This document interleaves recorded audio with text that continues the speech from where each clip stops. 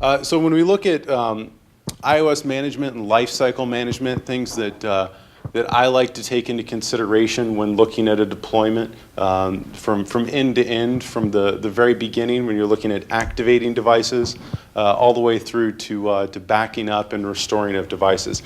So these are some common terms that I'm seeing used out in the world, a little bit of background on them. Some things have changed in the landscape from iOS 4 to iOS 5, specifically in their activation is one. You can now activate devices over the air versus having to plug them into iTunes. So we're making some steps there and being able to do things over the air.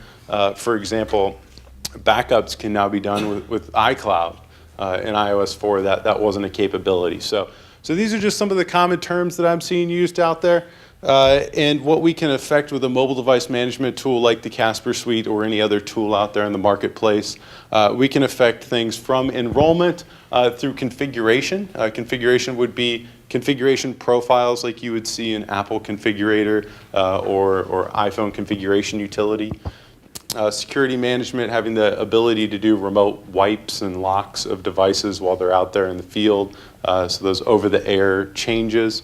App and ebook distribution, inventory, app updates, things like that. But I really like to emphasize that there's some items outside of what you can do with the mobile device management tool, like backing up and iOS updates that definitely need to be taken into consideration. iTunes is a great piece for that, for backing up of individual devices. So when you're looking at deploying out iPads or iPhones, you might want to make sure your users have iTunes on their device, on their Mac if they have a Mac or a PC, and that they have that updated and have the ability to actually back up their devices. So that's kind of what I'm seeing there, and that's kind of like the whole iOS management landscape from my perspective as an IT admin. And just to highlight some of the different tools that can be used for this, going down the list here on the left-hand side, we have the tethered tools, so the USB tools that you might see, specifically iTunes, Apple Configurator, iPhone configuration utility, and even Xcode can be used for a variety of things. Looking at the over-the-air options, we've got the PC free mode, we've got iCloud, and for the mobile device management, I'm highlighting the Casper suite here. But again, you can use any mobile device management tool that you guys might have within your environment. So those are kind of the different ways, whether it's over the air or tethered approach. iTunes specifically can be used for a variety of different things. Justin's using iTunes for a lot of things in his workflows. For instance, activation, sync, backup, and restore. But he's actually considering moving some of his stuff over to Apple Configurator as it moves from 1.0 to 1.0.1, I think is the latest version of Configurator. With Configurator, you can now do some things like enroll devices, configure them, restore. You can do automated restores, so you can actually, they have a mode in Configurator called supervise. And when you supervise a device, if you bring it back to that cart and plug it in, it can automatically restore. So without having to go in there and click restore from this backup, it's going to automatically be restored to a known good state to be able to send out to another user. Maybe it's a classroom environment, maybe some shared devices. So I urge you to check out Configurator. Apple's putting a lot behind this, so it's a great tool to use. And then the last one I'll mention here, again, is the JAMF Software server for things like inventory, configuration profiles, security, and then distribution of apps and ebook type content. So those are the three primary tools we're going to see today from Justin. But again, you'll probably have other tools within your environment like PKIs, certificate authorities, Exchange, all sorts of different things that you guys might use to make sure your content, your data is secured for the users. So here I'm gonna real quick just run through ebook distribution and some of the requirements, some of the options that are available for that. It's kind of a new thing. Apple's going down the path of iBooks, textbooks for the students with this technology, as well as just distributing PDF content. Maybe you have an HR manual, or maybe you've got just some type of resource that you want to get out to your users in PDF format, EPUB format, or Apple's iBook format. And with that, if it's an iBook, you can get paid for iBooks through self-service. You can publish them in self-service. You can't sync them through iTunes if they're paid for applications because of Apple's end user agreement. An individual can go get those, but the way Apple licenses the iBooks, it is definitely a individual use. So there's no more shared use like distributing applications. A lot of people have an institutional Apple ID, and they're sharing that application with a large number of devices and only one Apple ID. Apple's EULA for iBooks doesn't allow that. So we take that into consideration. This will be available in the slide deck. We'll be sharing this out, as well as on the JAMF Software website. There's a mobile device management PDF that kind of outlines this for you, gives you some things to take into consideration, whether you're using the Casper suite or without the Casper suite to distribute these. Looking at applications, we did another matrix here to highlight some of the requirements around application distribution, whether it is a free app from the App Store, a paid app from the App Store, or an in-house application, and then the three options for distributing those applications, which would be self-service, a push notification, kind of that, where the end user's notified, a little icon pops up and says, hey, this application needs to be installed, or through a sync station like iTunes. Now here, you're going to get into some really specific things like whether an Apple ID is required, whether there's a compliance with an end user agreement, a variety of different things. So I'd urge you to check this out in the keynote presentation as well as on the website to take these things into consideration when you guys are looking at distributing applications. So that's all I've got. I'll let Justin roll through his 4 iOS projects, and as you guys have questions, let us know. Thanks. All right, I'm going to talk to you about 2 different methods for managing devices. There's probably a couple more that you could think of, but these are 2 methods that I use based upon 4 projects that we are working on. And I'm going to give you a brief overview of those projects, what they are meant to do, how they're being used by the users, and then how we manage the devices in those projects. We have the Mobile Media Pilot, a faculty engagement, which is very similar to the Mobile Media Pilot. We're supporting iPads for the Student IT Advisory Council, for ITS, the central IT location at Penn State, and a single class that has been getting some pretty good press at Penn State called Ensemble. So let's go through those real quick. Our Mobile Media Pilot at Penn State for the Media Commons, whom I work for, we use approximately 60 devices, iPod Touches actually, and this is meant to go out to both University Park students and campus locations. So this is a roaming pilot. We have devices going from campus to campus all across the state. And that makes it difficult to manage because we have multiple people that have to image these devices. And they're constantly moving from semester to semester. So a class will get the devices each semester. They have preloaded apps on them, including Photoshop, multi-track editors, iMovie's on here, Splice is on here for video editing. So basically the students are getting the device, they're being assigned a multimedia project, either audio or video. They have to go out, shoot, record, and then use the device to edit the multimedia as well. Some of the things that we use Casper Suite for in this device are wireless profiles. So at Penn State, each campus has a different setting, has a different setup for wireless.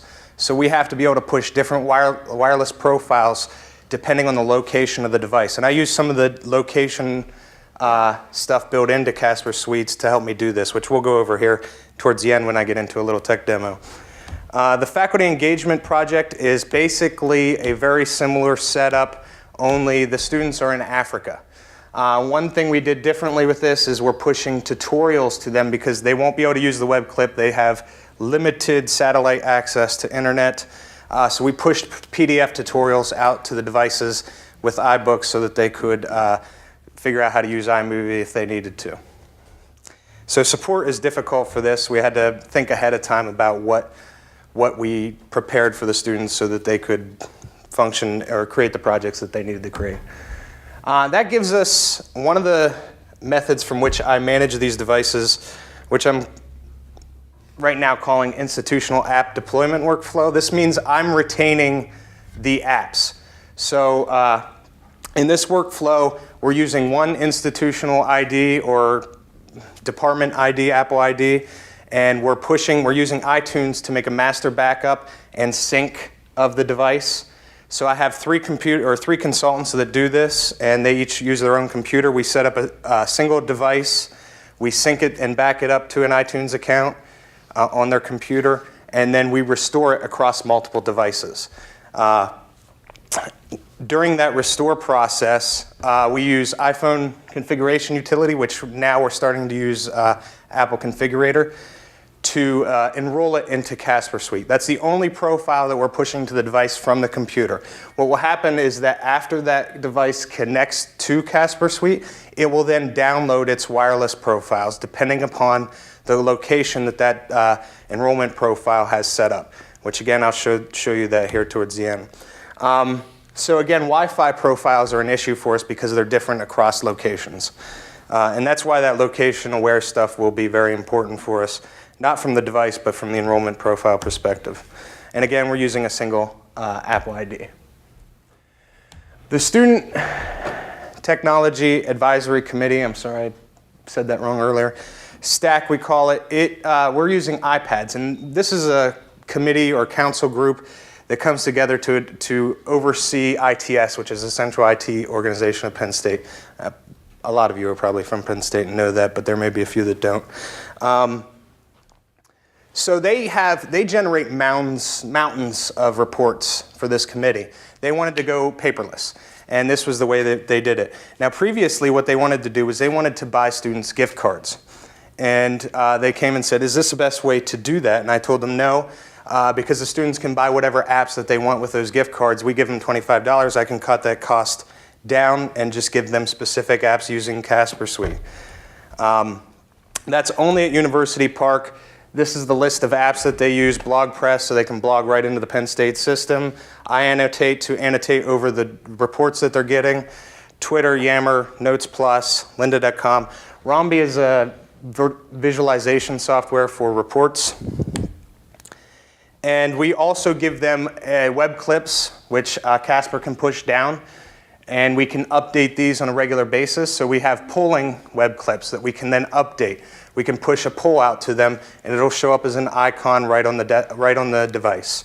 And they can open it up, answer the poll, and then next week we can change it out. Support and wiki access through a web clip. Ensemble is the class that uses 21 iPads.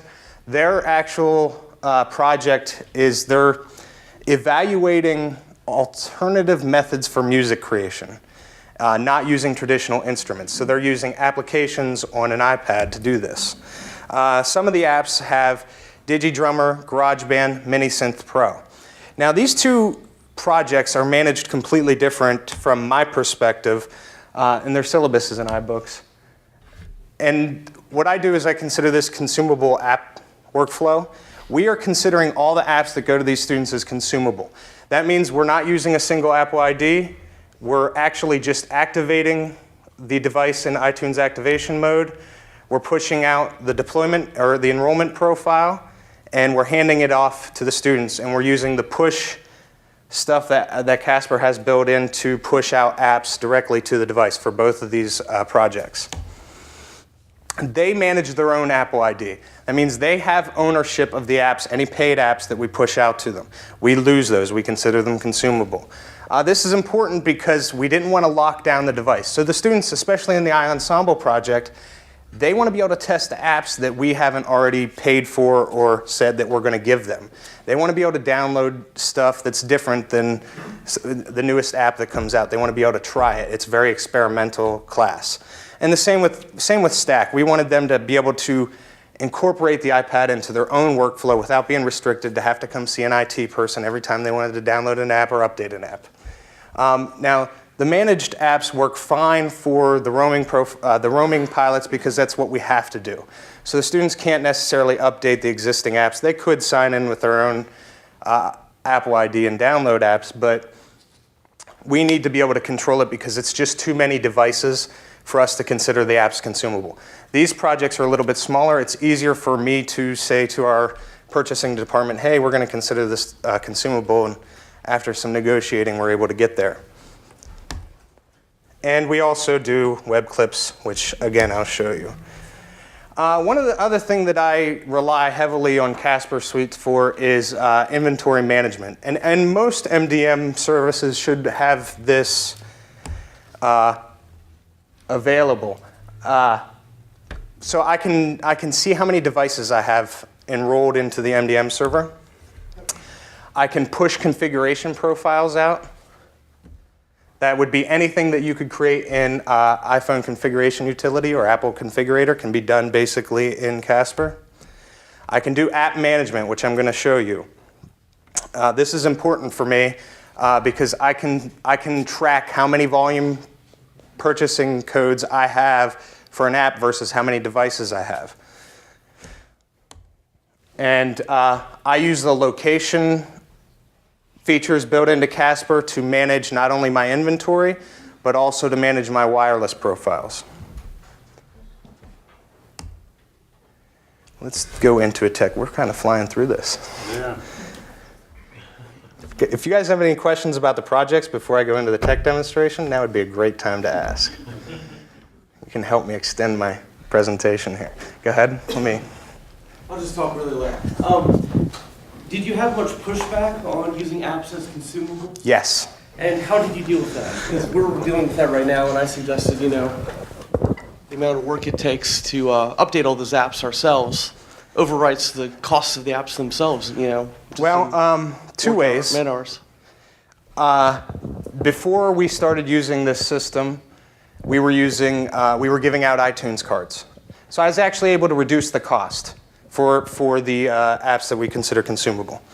So I was able to reduce the cost. That kind of got my foot in the door. After that, it's been a little bit easier. Second reason, it was with the Stack committee. It was a high-profile project, and it was pushed through quickly by upper administration. So that made it much easier on me to say, this is what we got to do. Any other questions?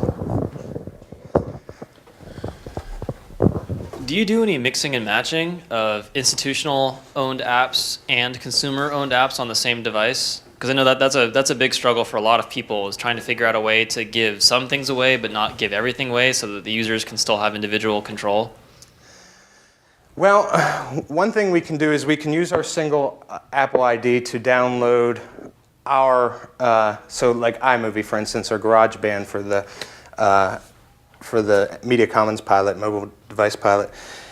We can then log out our Apple ID from the device. If a student wants to log in theirs and then download an app that they pay for, a free app, they're welcome to do that. They can do that. We haven't restricted the device.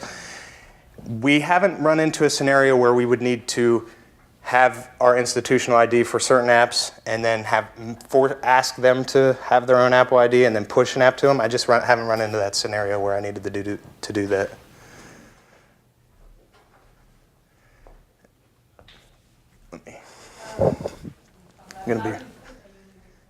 We're being recorded, so I'm just, for posterity's sake.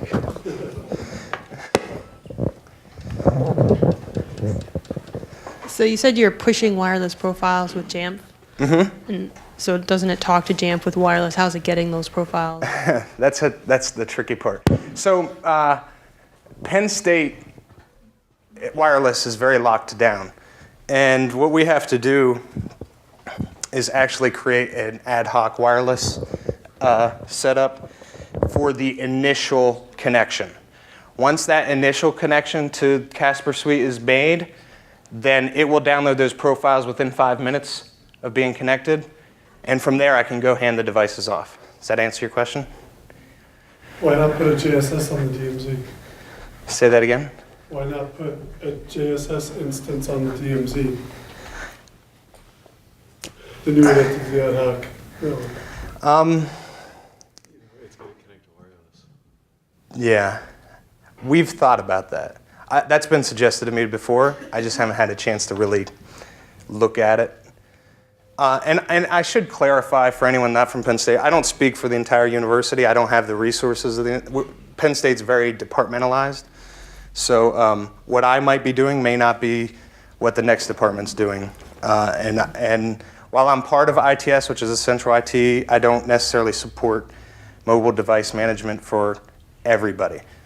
So some of those institutional level things I can't necessarily do without a lot more clearance.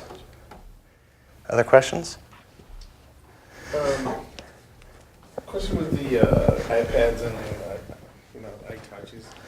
Each application, they have different way of saving documents. How do you do with that? Some of them you can email, some of them, I guess you can put in the Dropbox. Or how? That's going to be dependent on the class. Okay. So for instance, iMovie, our consultants will work with the instructor beforehand. And they'll determine, okay, what's the path for publishing? Right. It might be YouTube. It might be YouTube as a private video using a common account. It might be Dropbox. I know the STAC committee uses Dropbox heavily. So there's different ways to do it, and it's very specific to the project, and even to the class within the project, too.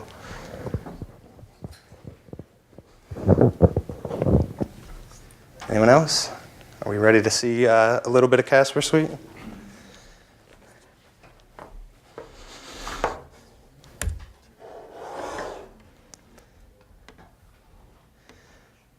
So this is our installation of JAMF Software's Casper Suite. If we take a look at the inventory, providing the network is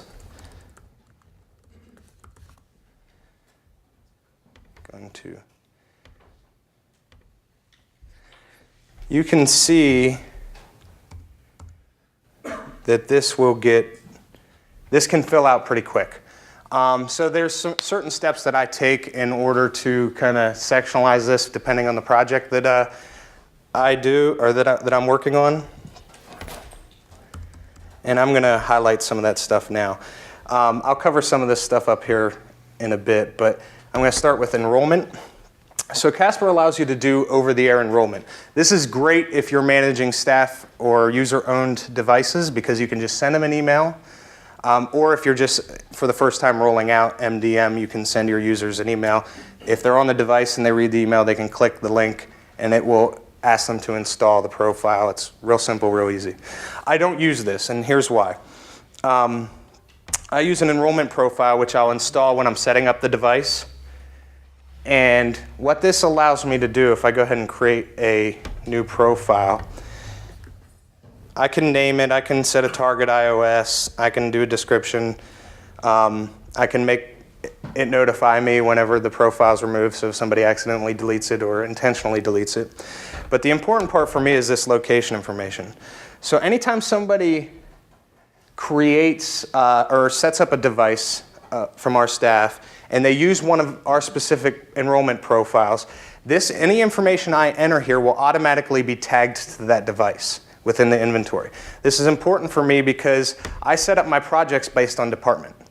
So this allows me to scope apps, this allows me to scope wireless profiles, this allows me to scope web clips and support documents based upon a project. Now, of course, if you're not working the way I am, you could do it based on the department, the way it's labeled.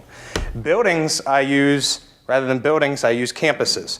So earlier I mentioned that our wireless profiles are dependent upon a specific campus as far as the way that they're set up. So if I have a class in Harrisburg and it's Media Commons, I'll create this enrollment profile.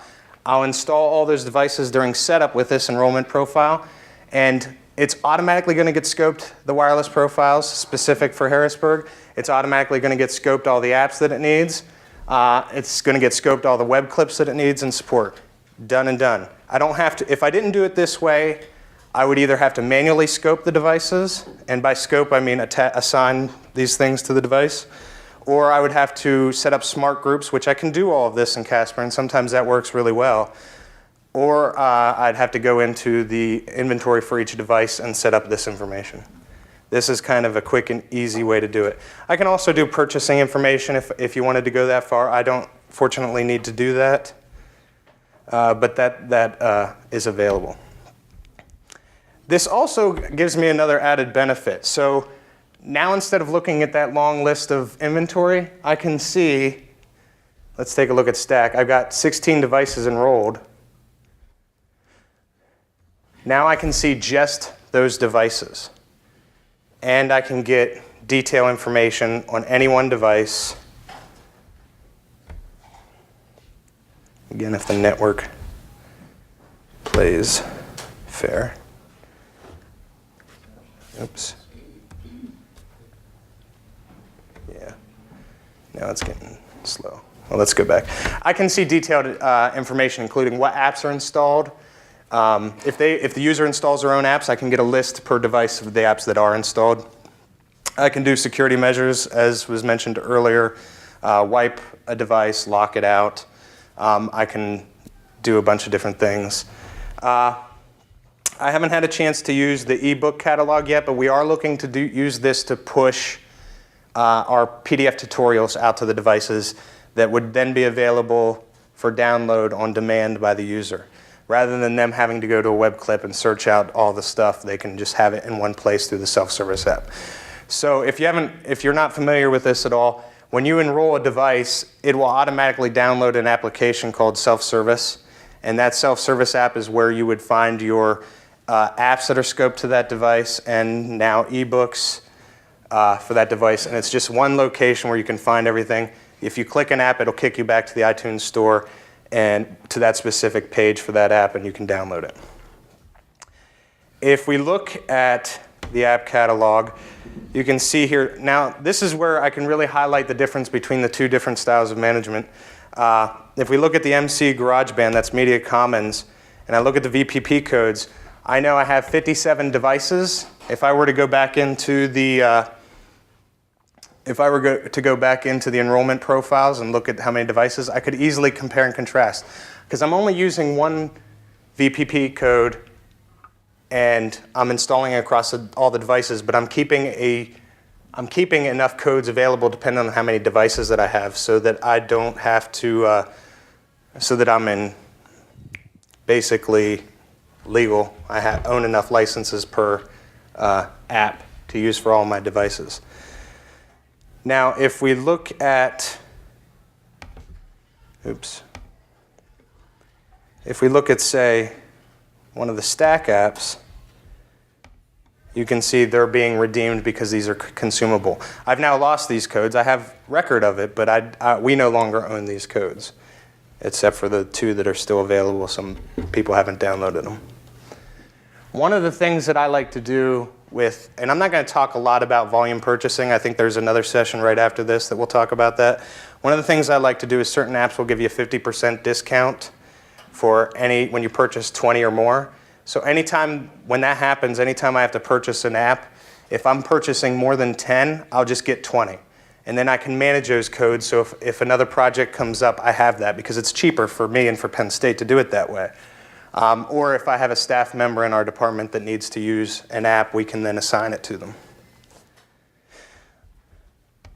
And then the other step is the mobile device profiles. So you can see here I have wireless V1, wireless V2, wireless V1 for Harrisburg, for New Kensington, for Berks. And this is basically a screen that if you've used the iPhone configuration utility, you're familiar with all this information.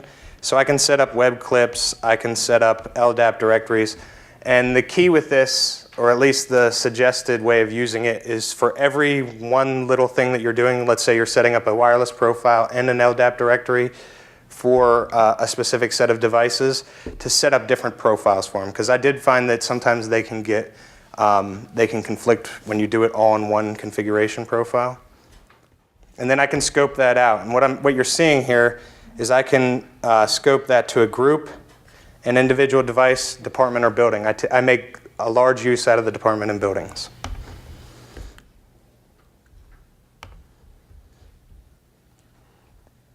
And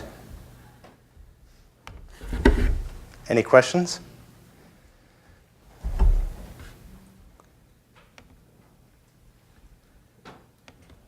That's basically Casper.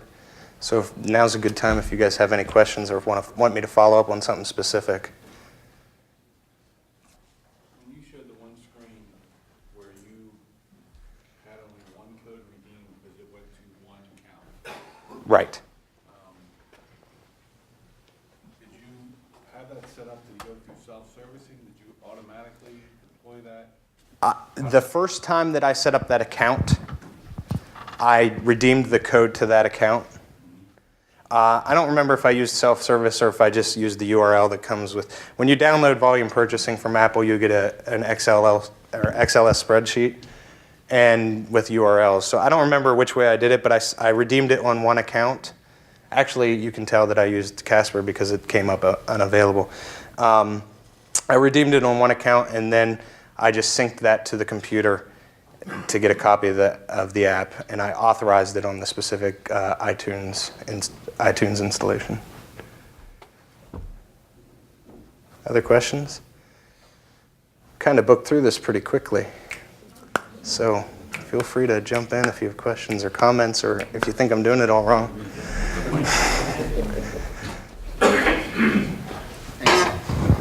So you mentioned in the future potentially leveraging Apple Configurator.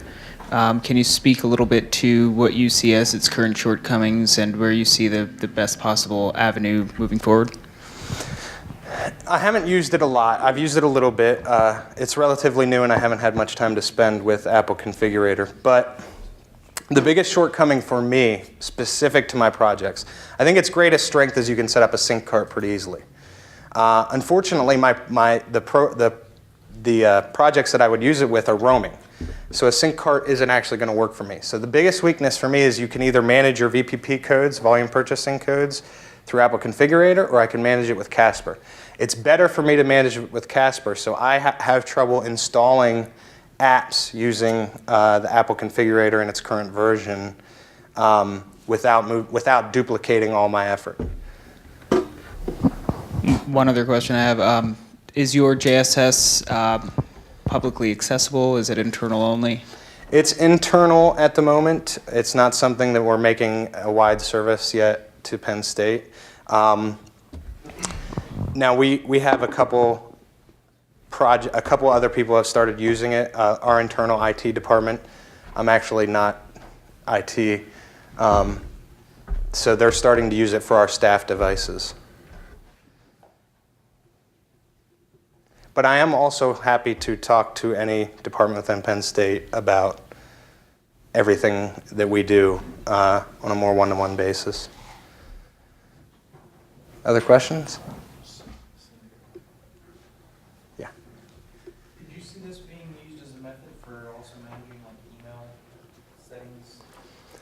How the big manager would do it? Anything, if you can do it in iPhone configuration utility, you can do it in here. So if you want to use the Mail app, then yeah, you could do that.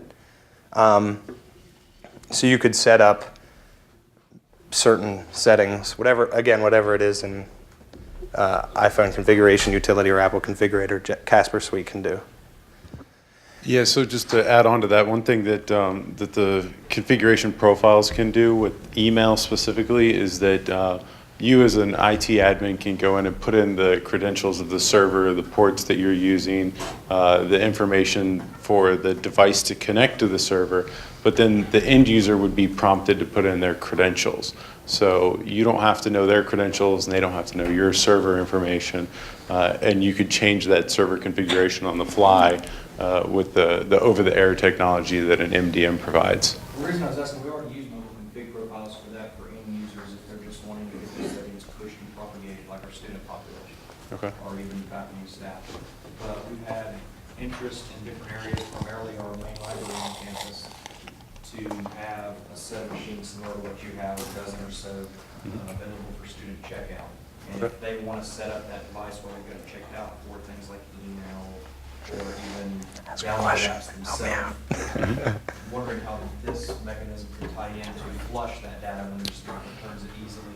So currently what we're looking at is having to completely blow out the device and that takes too long. Yeah, so actually, you'll probably want to take a look at Apple Configurator. There's 3 stages to Apple Configurator for those of you who haven't seen it. There's a prepare stage, which essentially you can restore from a backup, and you can lay down some basic configuration profiles on the device. And in that stage, you are required to go through and manually put the profiles on by tapping on the device. But then you can move it into what they call a supervised stage. And under the supervised stage, anytime the device is reconnected to the management server, it will automatically restore back to a known good state. So it's kind of like re-imaging it every time it's connected back. So that's one thing that you can do there. In addition to that, there's also a check-in, check-out functionality with Configurator. And when you check a device out to a user, it's assigned to that user for a period of time until you check it back in. During that checkout phase, if it's ever connected back to Apple Configurator, it will back up to Apple Configurator. So Apple Configurator will actually store a backup of that device. So then what you could do is check the device back in. It would be set back to a known good state. It could go to a completely different user, but that one user would still have their backup in Apple Configurator. So they could come back a month later and be put onto a completely different device with their original backup. So I'm not an expert on Configurator, but I'm working on it. I definitely urge you to look into that as an option. So That's where Configurator will be really useful for sync carts, to go through that kind of workflow, which unfortunately I don't do at this point, but it would be useful for that. yeah. When you were on your management screen where it was the mobile app catalog, do you let the end user then handle any updates? Because I've noticed in situations where there's sometimes, like you're on like you're showing your version there, but there may now when there's a new version of that app available. What are your suggestions for making sure that new version of the app gets pushed out, or is that all on the end user? That's kind of maybe you can correct me on this, but I think that's kind of a misnomer having that up there, because when you connect to that app, it pushes you, let's say you're downloading it for the first time, it's pushing you to the Apple Store. So you're going to get the most recent anyhow. And to answer the other part of your question, that depends on the project that we have going on. So the closed down project, where the roaming checkout of the devices, they don't get updated. The user can't update it because we control the Apple ID. Now we don't update them throughout the semester. We just once, and then we update it again for each project, for each semester. Now whenever we do treat apps as consumables, they can run app update just like anyone on their personal device. Because at that point, it essentially is for a period of time. My understanding is there's not a way to do an install all from self-servicing anymore. There used to be, but there isn't anymore. There's not an install all functionality for the App Store. There is for in-house applications only. Yep. And one other thing with the updates for the App Store application, if you have an app scoped set up for a device now in your JSS and an update comes out for it, I think now by default, I think this came out in 8.5, it will automatically show your updates in the self-service window. So it'll just automatically pick it up, realize there's an update, and show that to the user. So it just reinforces what the App Store is reinforcing, but essentially it just leads them over to the App Store to install. That update that shows in self-service, so they still need Apple iTunes ID to be able to. Yes, they would need the iTunes Apple ID that originally downloaded and installed that app, as there's the key associated with it. Any other questions? So can I ask a couple of questions? Who's managing iOS devices at this point?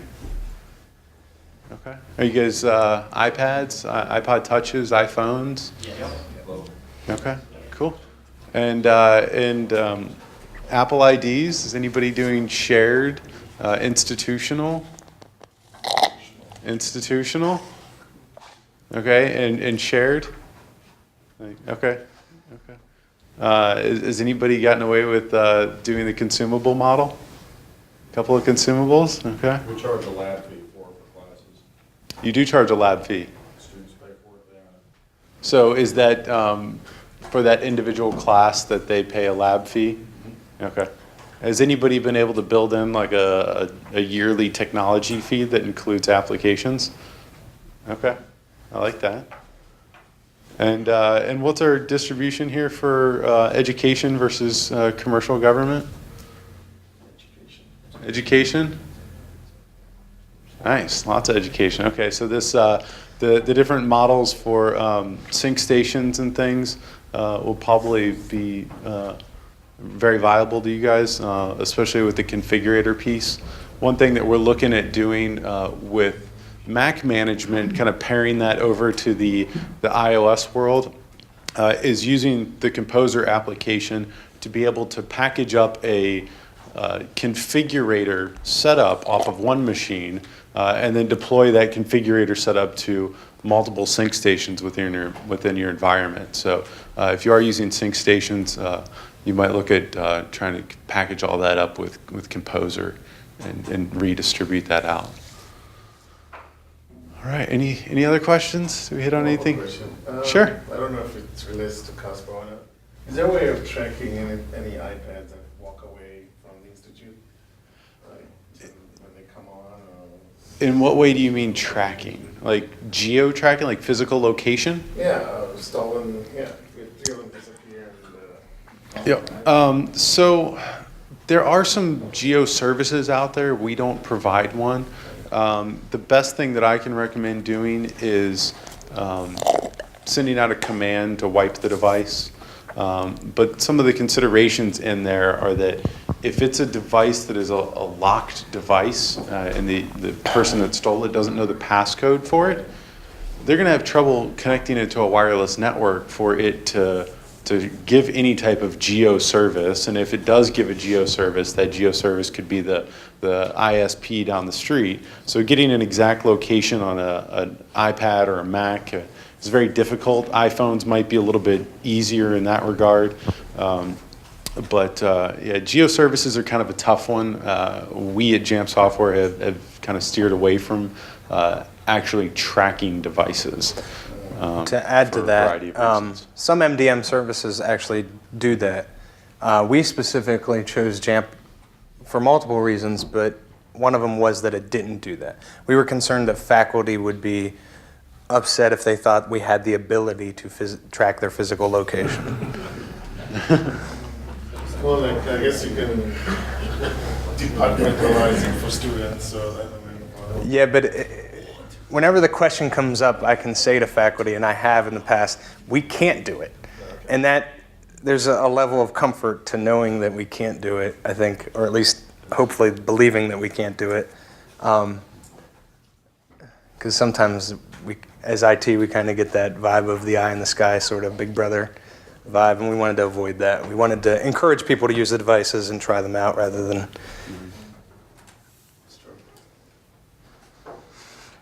Any other last questions? Got 15 minutes early, so if you guys, we'll be around up here if you want to come up and talk to us, have some one-on-one questions we can answer, or just want to talk about it, let us know. Thanks for joining us. Appreciate it. Thank you.